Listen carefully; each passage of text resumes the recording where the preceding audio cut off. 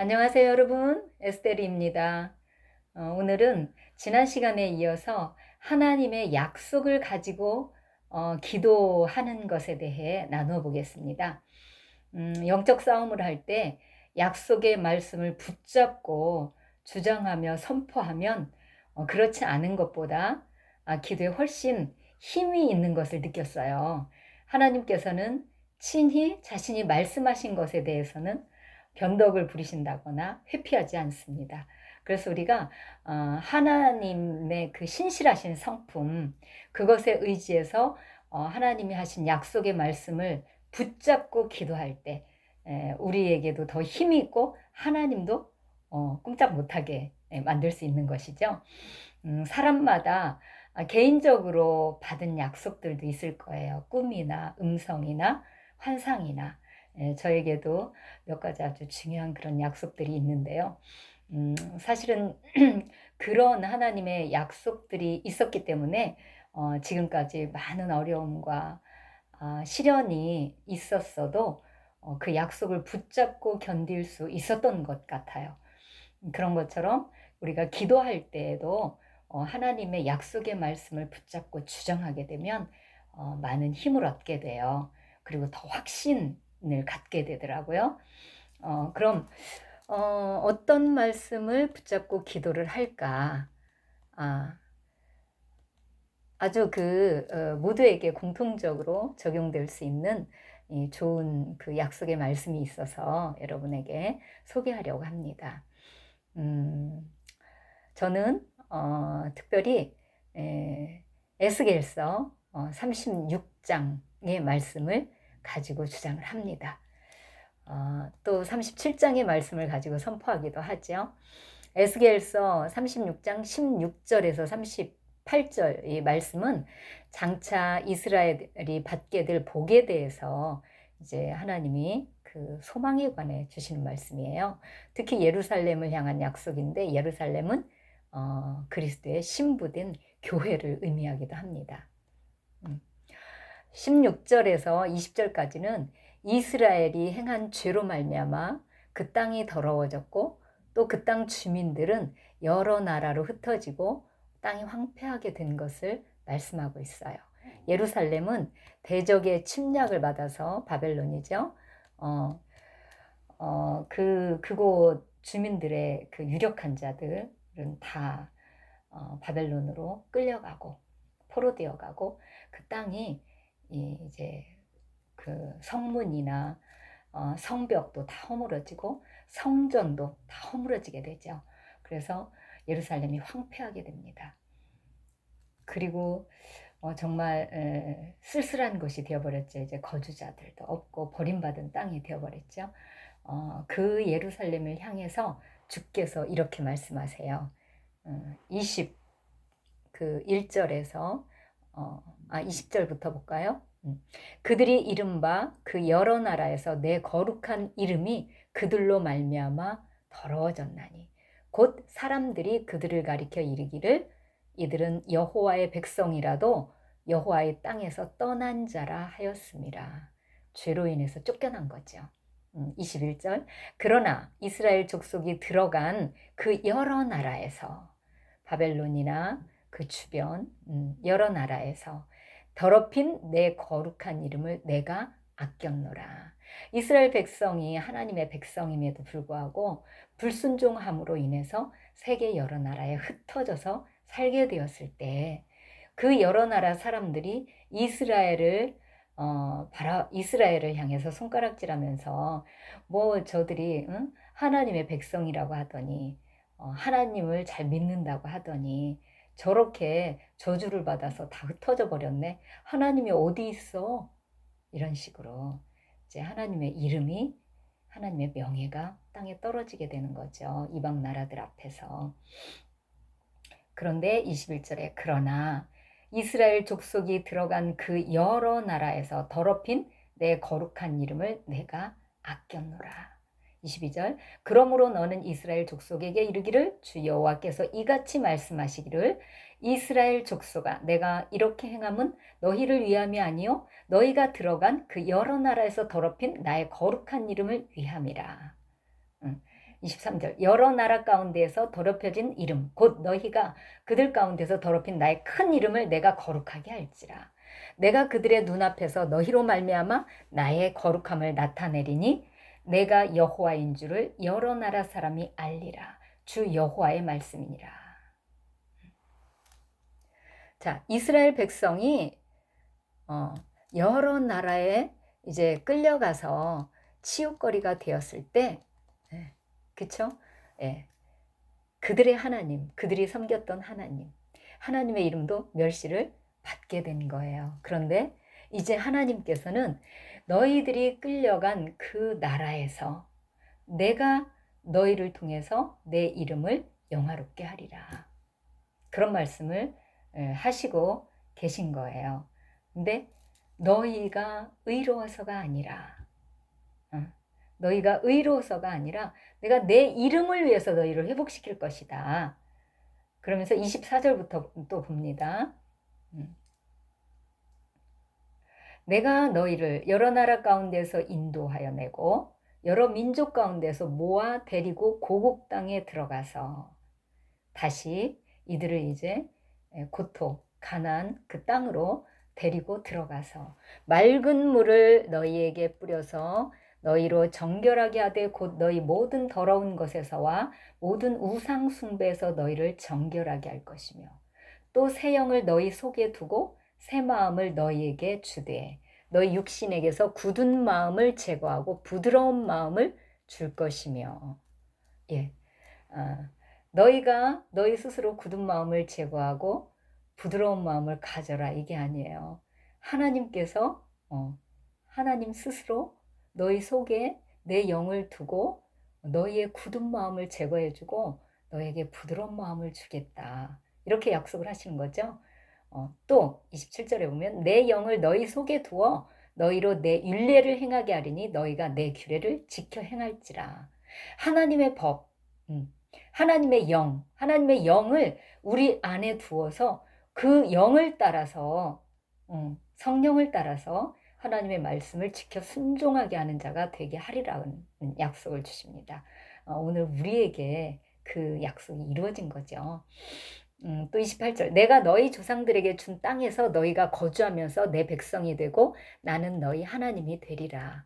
내가 너희를 모든 더러운 데에서 구원하고 곡식이 풍성하게 하여 기근이 너희에게 닥치지 아니하게 할 것이며 또 나무 열매와 밭의 소산을 풍성하게 하여 너희가 다시는 기근의 욕을 여러 나라에 당하지 아니하게 하리니 그때 너희가 너희 악한 길과 너희 좋지 못한 행위를 기억하고 너희 모든 죄악과 가증한 일로 말미암아 스스로 밉게 보리라.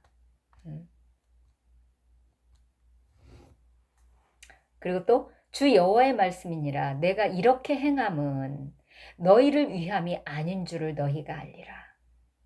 이스라엘 족속아 너희 행위로 말미암아 부끄러워하고 한탄할지어다. 너희가 행한 행위를 생각할 때면 이런 일을 너희에게 해줄 수 없어. 그런데 내가 너희를 이렇게 회복시키고 너희에게 다시 복을 주는 이유는 너희 때문에 이 세상 가운데 더럽혀진 내 이름, 하나님의 거룩하신 이름, 그 이름을 회복하기 위함이다. 32절 그래서 주 여호와의 말씀이니라 내가 이렇게 행함은 너희를 위함이 아닌 줄을 너희가 알리라. 이스라엘 족속아 너희 행위로 말미암아 부끄러워하고 한탄할지어다. 너희를 이렇게 내가 회복시킬 때 너희는 너희가 잘나서 너희가 의로워서 내가 이렇게 회복시켜 주었다고 생각하지 말고 오히려 너희가 행했던 죄로 말미암아 부끄러워하고 한탄해라. 33절 주 여호와께서 이같이 말씀하셨느니라 내가 너희를 모든 죄악에서 정결하게 하는 날에 성읍들에 사람이 거주하게 하며 황폐한 것이 건축하게 할 것인즉 전에는 지나가는 자의 눈에 황폐하게 보이던 그 황폐한 그 땅이 장차 경작이 될지라. 사람이 이르기를 이 땅이 황폐하더니 이제는 에덴 동산같이 되었고 황량하고 적막하고 무너진 성읍들의 성벽과 주민이 있다 하리니 너희 사방에 남은 이방 사람이 나 여호와가 무너진 곳을 건축하며 황폐한 자리에 심은 줄을 알리라. 나 여호와가 말하였으니 이루리라. 이 말씀이 오늘 우리에게 주는 것은 무슨 뜻일까요? 하나님께서는 자신의 거룩하신 이름을 위해서 이스라엘을 회복시키기 원하는데 그들은 마음이 너무 완고해서 스스로 회개할 수도 없고 돌이킬 수도 없는 완전히 황폐한 상태라는 거예요. 그래서 하나님께서 직접 그들의 죄를 맑은 물로 씻어 주겠다고 하십니다. 이것은 독생자를 보내셔서 그의 피로 우리를 정결하게 해주신 것을 의미하죠. 그리고 우리 속에 새 영, 즉 성령을 주셔서 우리 마음을 감동시키시고 부드럽게 해주셔서 하나님의 법을 지킬 수 있도록 해주겠다는 거예요. 이렇게 이스라엘은 다시 하나님의 백성이 되어 복을 받게 되리라는 겁니다. 그리고 30일, 32절에서는 그렇죠? 이때 이스라엘 백성이 이제는 이제 깨닫게 되는 거죠. 이제 눈이 열리고 내가 그렇게 하나님 앞에서 악한 죄인이었었구나. 그런 걸 알게 된다는 거죠. 그리고 이제 이전에 황폐했던 땅이 완전히 회복되어서 에덴 동산 같이 회복된다고 하는 것인데, 오늘 우리에게도 우리가 거듭나고 첫사랑의 은혜를 받은 후에 그것을 잘 지키지 못하면 불순종으로 인해서 우리 마음이 점점 굳어집니다. 예전에 있었던 마음의 그 감동, 예배 시간의 감격, 기도할 때의 그 감동들이 사라져버려요. 눈물도 나오지 않고 마음이 굳은 상태가 됩니다. 그러면서 하나님을 향한 사랑도 내가 언제 그렇게 하나님을 사랑했었나? 마음이 식어 있는 것을 느끼게 돼요.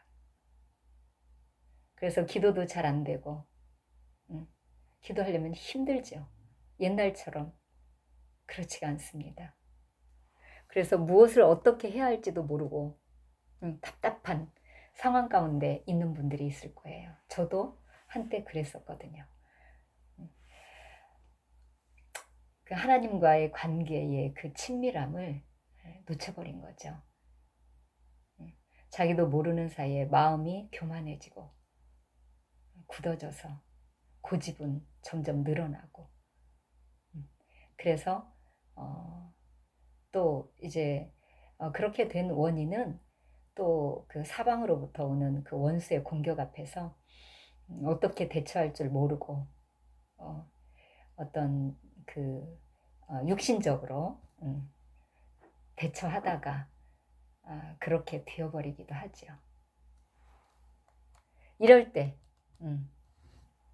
그때 제가 붙잡았던 말씀이 이 에스겔서 36장 16절 이하의 약속이었습니다.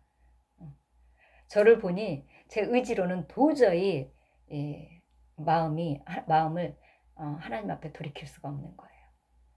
도저히 이 굳어진 마음을 어떻게 할 수가 없는 거예요. 정말 너무 낙담이 되고 기도도 안 되고 이러는데 정말 힘들더라고요.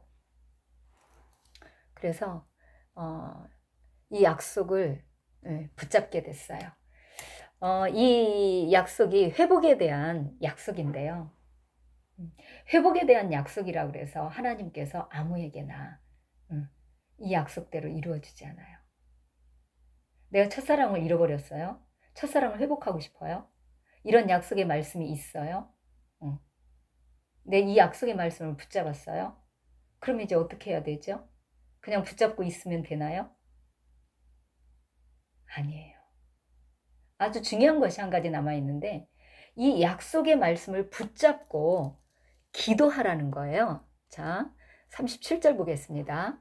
주 여호와께서 이같이 말씀하셨느니라. 그래도 이스라엘 족속이 이같이 자기들에게 이루어 주기를 내게 구하여야 할지라. 음. 이런 이 약속뿐만이 아니에요. 성경에 있는 모든 약속은 모든 약속을 내 것으로 만들기 위해서는 그 약속을 붙잡고 이렇게 나에게 이루어 달라고 하나님께 간절히 기도하는 것입니다. 그런 사람에게 하나님의 약속은 이루어지는 거예요.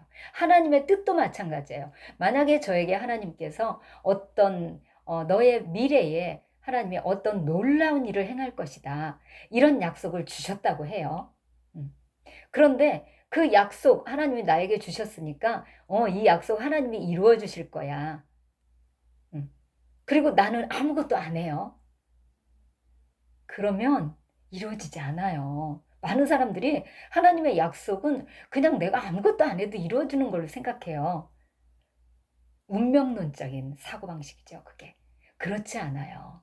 하나님의 약속이 내게 주어졌으면 그 약속을 내가 붙잡고 기도하면서 기회를 따라 행하고, 예, 그렇게 할 때 이루어지는 거예요. 하나님과 내가 함께 이루어 가는 것입니다. 하나님의 뜻이 나를 통해서 그렇게 이루어지는 거예요. 오늘 이 약속의 말씀도 마찬가지입니다. 이런 약속의 말씀이 주어졌을 때 그냥 이 약속, 이런 말씀대로 나에게 이루어 주시겠지, 이게 아니고 이 약속의 말씀을 붙잡고 지금 기도하라고 말씀하고 있잖아요. 예, 천국은요 침노하는 자의 거예요. 이 에스겔서 36장의 약속은요 특별히 오늘 우리에게 이루어진, 부분적으로 이루어진 거예요. 성령님이 우리에게 오셨잖아요. 그래서 우리가 기도할 때 우리 안에 계신 성령님이 일하시는 거예요. 우리의 마음을 새롭게 하시고 우리에게서 굳어진 것을 제거하시고, 근데 우리가 그렇게 해달라고 기도할 때,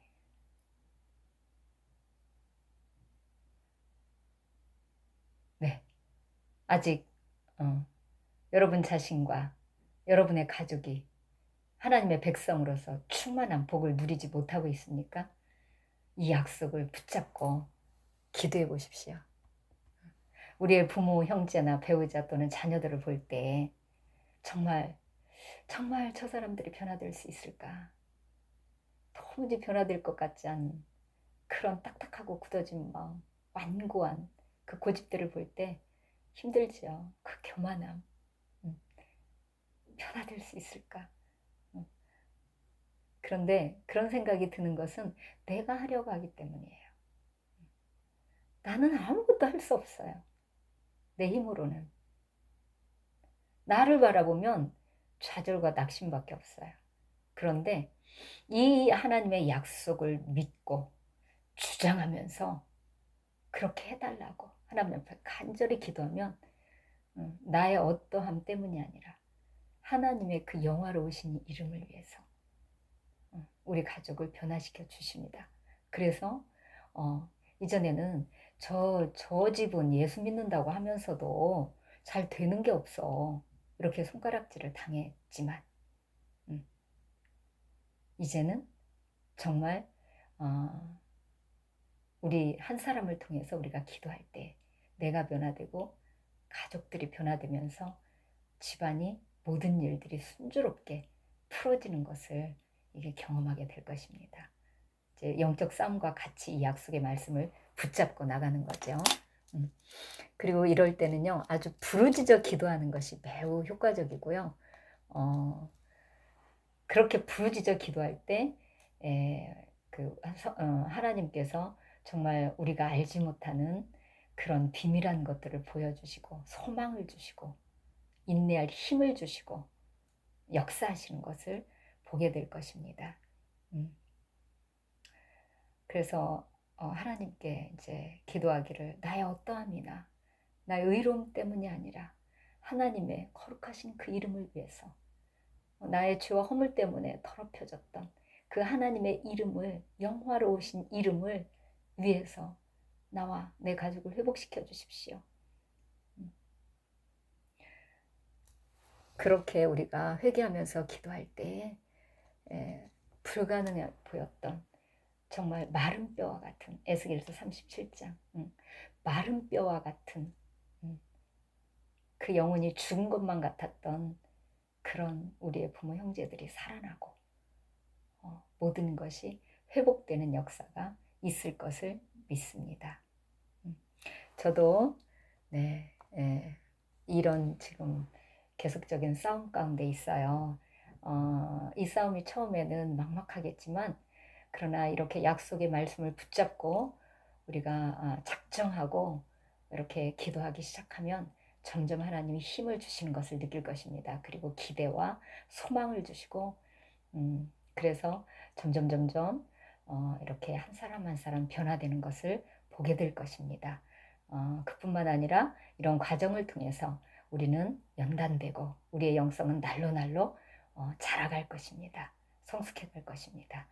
여러분도 저와 함께 이렇게 계속 한번 하시면 좋겠어요.